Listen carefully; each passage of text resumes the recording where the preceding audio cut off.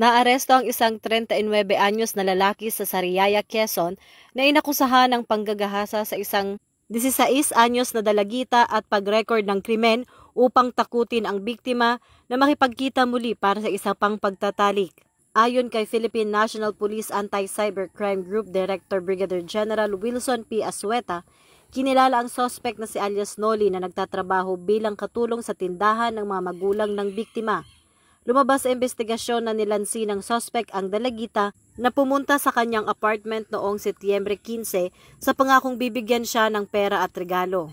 Nang pumasok ang biktima, tinakot siya ng suspect na may baril at ginahasa habang kinukuhanan ng video sa buong pangyayari.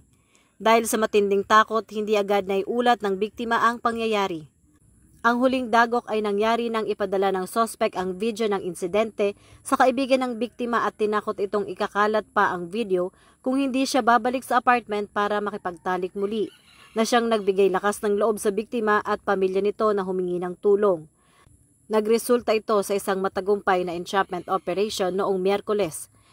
Naharap na ngayon ang suspect sa maraming kasong kriminal, kabilang ang paglabag sa RA 9995 o Anti-Photo and Video Voyeurism Act, RA 7610, Special Protection of Children Against Abuse, Exploitation and Discrimination Act, RA 11930, Anti-Online Sexual Abuse o Exploitation of Children and Anti-Child Sexual Abuse or Exploitation Materials Act, at grave coercion sa ilalim ng Revised Penal Code.